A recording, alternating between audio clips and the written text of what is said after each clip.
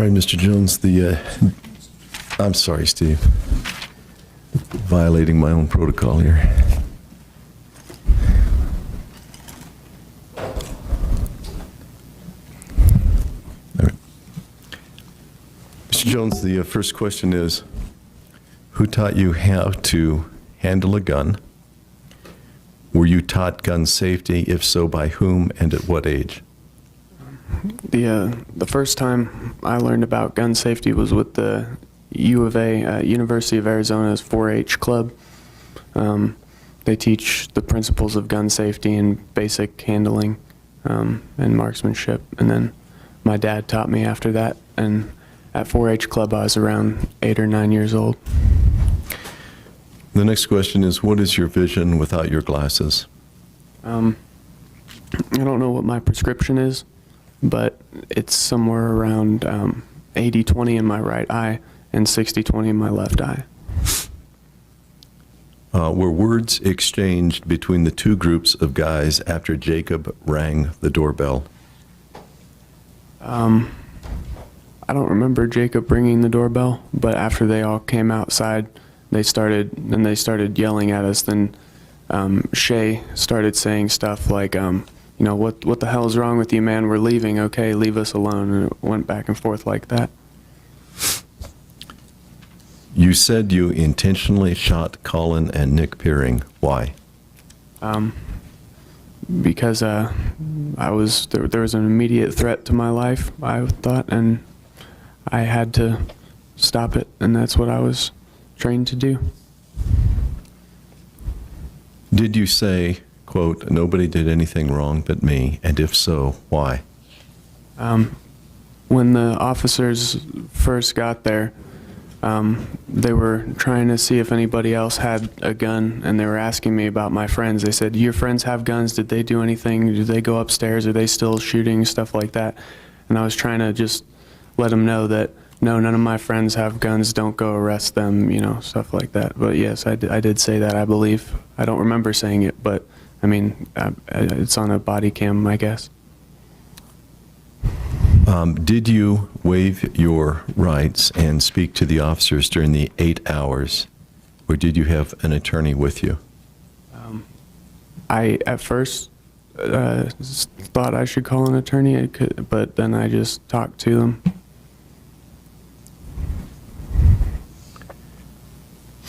When you were in the car and when you got out, did you hear yelling and arguing that was coming from the direction of the service road? Yes, a lot of it, a whole lot. It was just like the whole area was yelling. Did you believe your friends were in the middle of the crowd where the yelling and arguing was taking place when you were in the car? Yes, I did. What is the extent of your first aid training? I know CPR, the Heimlich maneuver. I know how to basically treat a gunshot wound, how to treat knife wounds and lacerations, and how to treat someone who's having a stroke or a seizure. It was a course I took from the Glendale Fire Department, I think.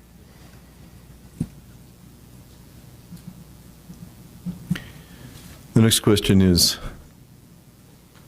you put your window down to yell, I have a gun. Does your Mustang have power electric windows?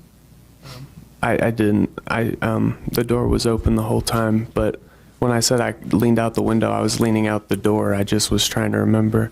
Like in the transcript, I said I think I might have leaned out the window or something in that direction.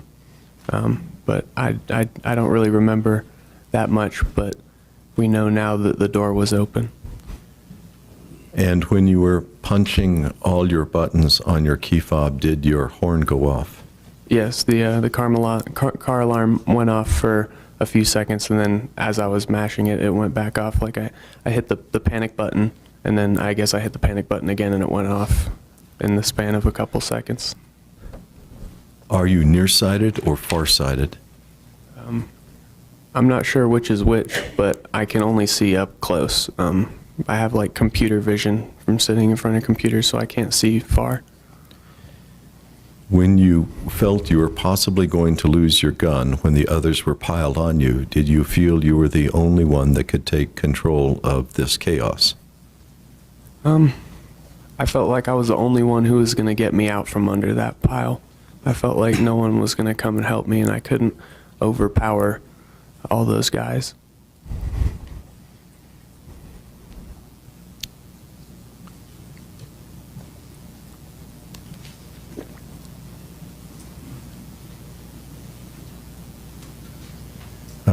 We've heard why you felt you needed to get your gun when you got to your car. When you saw that no one was around your car, why did you feel like you needed to approach the group in the corner of the parking lot?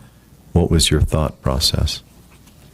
When I looked left after I had the gun, I still saw those two guys, and they were still looking at me. I think I could only see like silhouettes, but I could see them coming at me, and I couldn't just abandon my friends anyway. You know, even if no one was coming toward me, I still couldn't just ditch my friends and leave them there to get pummeled on the street by strangers. So it was kind of a mix of everything, I guess. Could you identify any of your friends by sight after losing your glasses? I think there were moments, like after the first punch and we were still real close together and I started running, I caught some glimpses of them. And then when I kind of paused and looked back, and the first time I saw Shay. And then toward the end, I think I saw a glimpse of Jake on the ground. But usually, like, during most of it, it was like by sound and seeing how they moved in their clothes and stuff. Because Jake was wearing a bright blue and neon yellow hoodie, so it was distinctive. The next question is, did you have bruises from the 5 to 10 people that jumped you? Yes, we looked at them yesterday, but I had that big welt right here and all the cuts and stuff. That was from getting either kicked or stomped in the head. I remember that. Then I'm pretty sure the road rash and the bruises on my back, and then all the defensive wounds and stuff on my forearms. And then I had a bruise right here that later on got really yellow and purple and big. That was all I can remember. The next question is, why didn't you aim for the legs when you shot Colin and Nick Peering? Under those conditions, well, I guess you're never really trained to do that. That's not police or military or any kind of training, and I wasn't trained to do that. But I couldn't have. It was, really dark, and they were moving really, really fast, and I was shaking, and I didn't have a perfect grip, and I couldn't even see my sights or anything. So I definitely wouldn't have been capable of that. The next question is, when you ran to the door and your key didn't work, did you have to run back across the cement drive to get to your car? And if yes, did you cross the cement? Can you repeat that, please? Sure. When you ran to the dorm and your key didn't work, did you have to run back across the cement drive to get to your car? And if yes, where did you cross the cement? I never made it up to the entrance of Mountain View of the dorm. I never made it that far. I realized before I got to the door that I wasn't going to be able to open it. So I was probably in the middle of the sidewalk, the service drive, and then I turned right, so I never crossed it. I stepped off of it. Does that make sense? The next question is, what position were you in when you fired the warning shot to scare the people off you? I was definitely on the ground. The only thing I don't remember, I was kneeling to do first aid, and then when the guy put me in the chokehold, and the guy pushed me back. I went backwards, but I don't know if my knees were still on the ground or if they came out and my legs were fully extended. But I was like laying back, and I had my hand behind my back like this, and I was kind of pointed toward the sky. And then when I got my left arm free from the guy who was twisting it, I rolled on my left side and curled into like a ball, like the fetal position, and then covered my head like this. And that's where I got all the bruises and scrapes on my arm. Follow up, Mr. Davidson.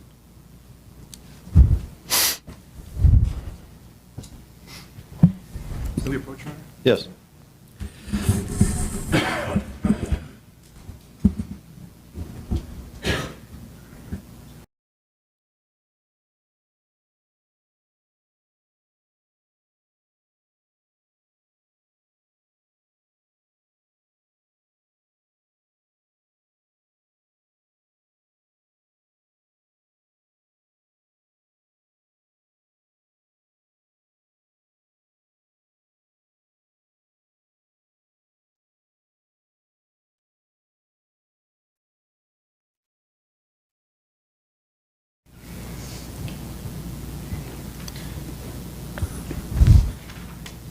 Stephen, was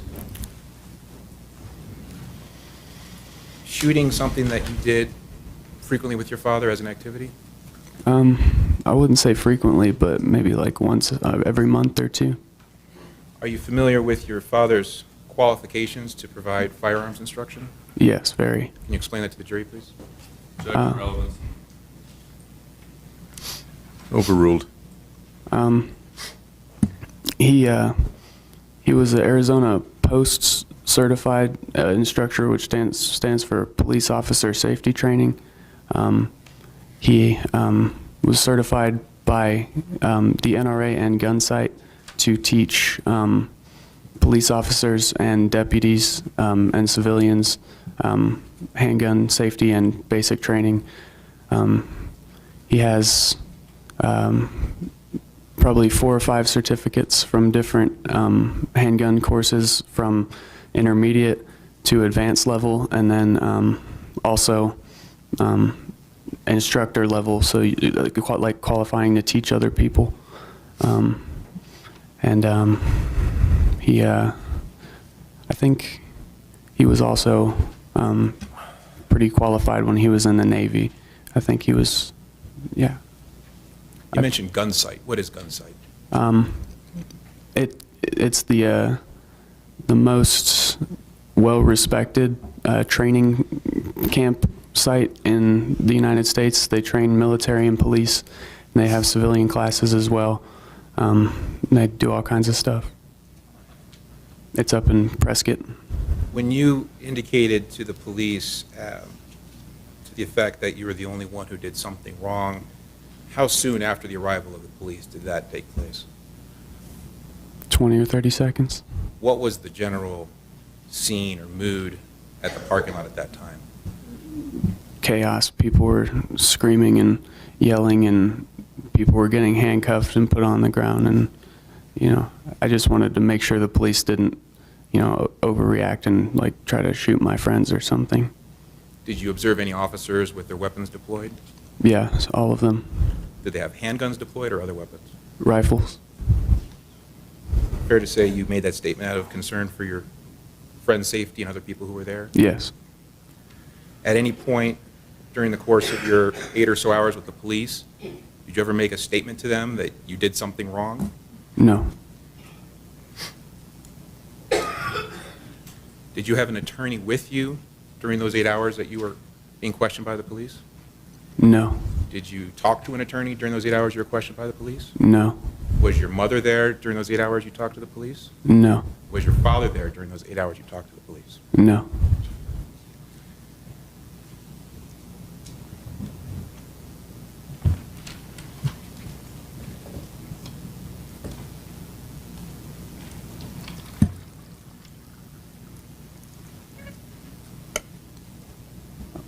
I forgot to add something to your last question about my dad. Sure, go ahead. Objection non-responsive.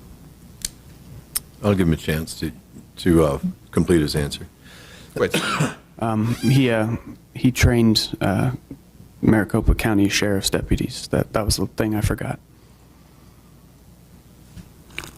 Was the manner in which you handled and discharged your weapon on October 8th, 2015 consistent with what you had been taught? Yes. Objection, Judge. Relevance. Move to strike. Overruled.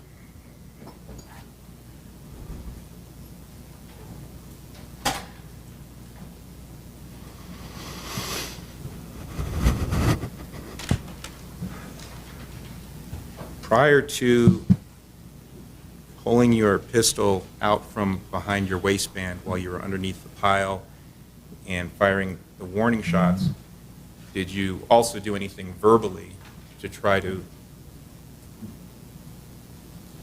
protect yourself or to remove yourself from the situation? I was just screaming help the whole time as loud as I could, over and over and over, from start to finish.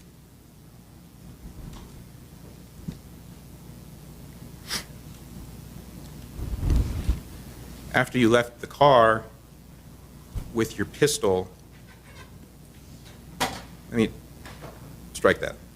At the moment you left your car with your pistol, were you intending on firing your weapon? Absolutely not.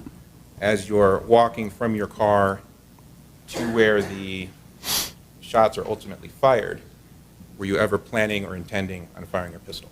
No. Was there any time prior to Mr. Peering or Mr. Brill charging, lunging, or bolting at you that you were going to fire your pistol? No.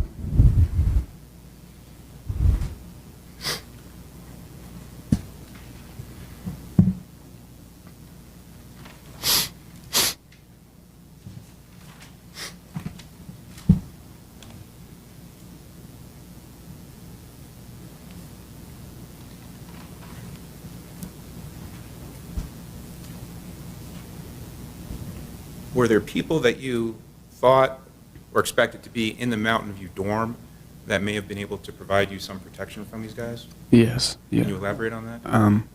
I was a pledge for Sigma Chi, which means And outside the scope, what question is this referring to? Yeah, I think it had to do with the location of where he was running, and so I'm going to, was asked by the jury. And so the reason why, I think, is beyond the scope of the juror's question, so I'm going to sustain the objection.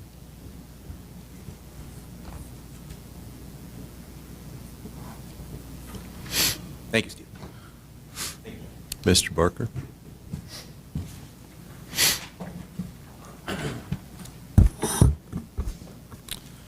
Going back to that question about who taught you about guns and gun safety, you were taught how to do a double tap as well? yes. I mean, and that's what you described doing to Colin that night, right? Yes. And you were taught how to draw your weapon and shoot 2 rounds within a second, right? Yes, that was a drill. And I assume as part of your training you were taught when to use a gun and when not to use a gun, right? Briefly. So there was some self-defense training? Mostly it was like the mechanical aspects, how to do it. But sometimes they brushed up, like brushed and told you when to do it. Right. A little bit about the law?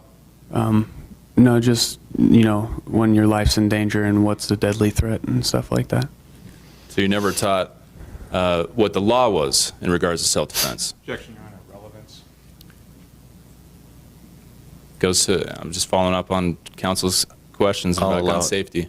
And Mr. Barker, let me hear it first. Let me decide the objection first before you start arguing. I'm sorry, Judge. I read the book, I think it was called Arizona Gun Safety Laws Handbook 2015 or something. All right. And as part of your training, surely you were taught that you don't bring out a loaded gun unless you're ready to use it, right? Something to that effect. Okay. You said there's a question about you intentionally shot Colin and Nick Peering and why. You described it as immediate threat. How far away were they at that point? At the time, it seemed like 5 to 15 feet. Okay, and I think you testified earlier that they were sprinting towards you, right? Correct. Okay. And you had walked some 90 feet to get to them. It seemed like 5 to 15 feet at the time. Right. I know it seemed that way, but that's not what it was, right? It was 90 feet.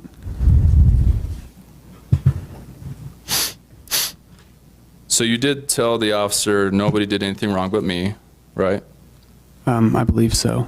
I don't remember. Do you have any reason to dispute what the officer testified to? No. All right. And that was sometime after you actually were arrested and put in that car, correct? I think it was before they put me in the police car when the firefighters were looking at my injuries. You think it was before Officer Park put you in the police car? Or I think it was before he closed the door, but I was like sitting on the edge. You were asked if you waived your rights, so you voluntarily talked to the police that night, right? Yes. You were asked a question if your friends were in the middle of this argument. You said you believed they were in the middle. How did you believe that, or why did you believe that? Every time I saw them, they had been in the middle, and I already watched them get assaulted a few times. And from where I was, it never seemed like the group of people ever broke up or anything. They were all tightly packed, and I didn't see anybody else, so my friends had to be in there still. All right, and let's just clarify the time frame. That was before you were at your car, right? Before and during. When you were at your car, you saw them being surrounded? No, I just saw the big group. You saw the big group 90 feet away? Something like that, yeah. Okay, something like that. All right. When you were asked about extent of your first aid training, you said that you had experience or you knew how to treat gunshot wounds, right? Very basically, yes. All right, and so surely you understood that gunshot wounds can kill people, Yes. especially one shot to the chest. Most of the time, chest wounds aren't fatal, but they are a lot of the time. Right, or they could cause serious physical injury, right? Yes.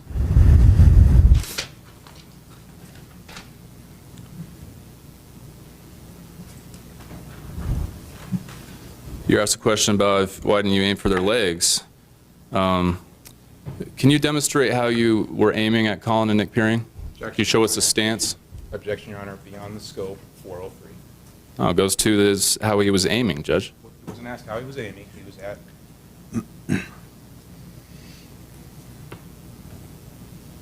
The objection is sustained. Were you aiming at the legs or the chest? I was aiming for. Your Honor, beyond the scope of the question. The question was if they're aiming. Mr. Barker, wait. The objection is overruled. Thank you. I was doing what I was trained, which was to aim for center mass, the center of mass, Which would be chest area, right? torso. Okay. Where all the organs are? Yes. You were asked a question about if you ran across the cement. And just to clarify on that point, you ran up that driveway, that service drive, and then you stopped and you walked back, right? 1 or 2 steps, yes. And then you crossed into the parking lot from there, correct? I didn't cross. I just left I didn't cross the drive. There was, I was in the middle of it when I walked. Right. So listen to my question. You crossed from the service drive into the parking lot. Correct. Okay.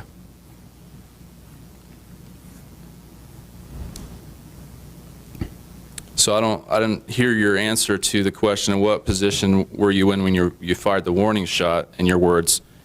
Do you recall what position it was? Were you on the ground? Were you lying down when you shot? Like I said, I wasn't sure if I was definitely on my back at first. I don't remember if my knees were still tucked in behind me or tucked underneath me from when I was kneeling, or if they had come out in front of me. And then later on, I was curled into a ball. Could you have been standing up? Absolutely not. And you said you shot one time in the air, or multiple times? Multiple times.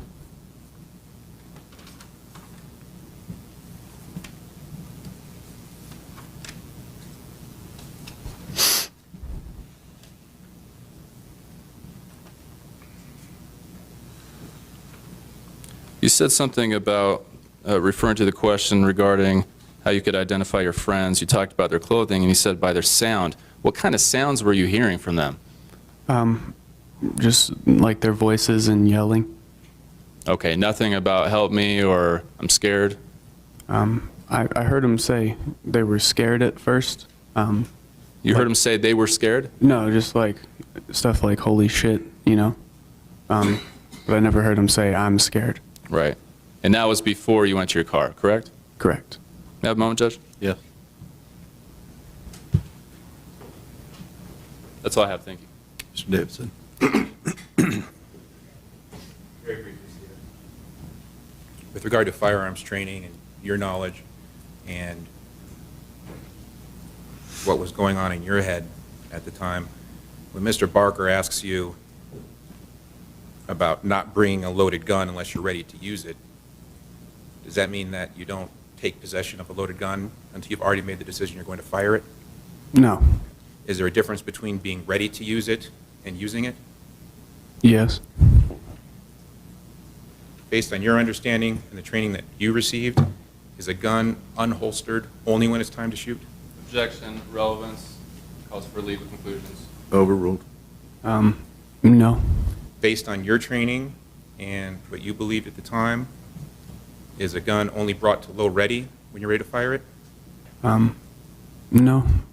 Based on your training and what was going on in your head at the time this happened, is a weapon light only turned on once you're ready to fire a shot? No.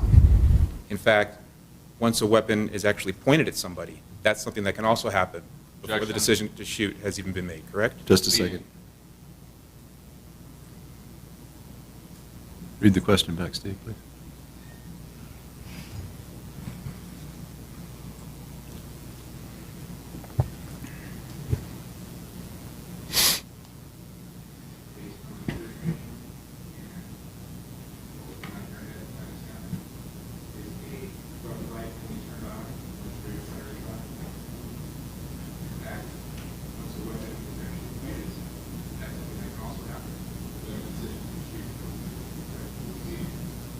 The objection's overruled. Could you repeat it, please? I'll try. Does the fact that a weapon has even been pointed at somebody mean that the decision to shoot has already been made? Oh, no. Thank you, Judge. This witness be excused. Mr. Jones, thank you for your testimony. You are excused. All right, folks, let's go ahead and take about a 15-minute recess. Please remember the admonition.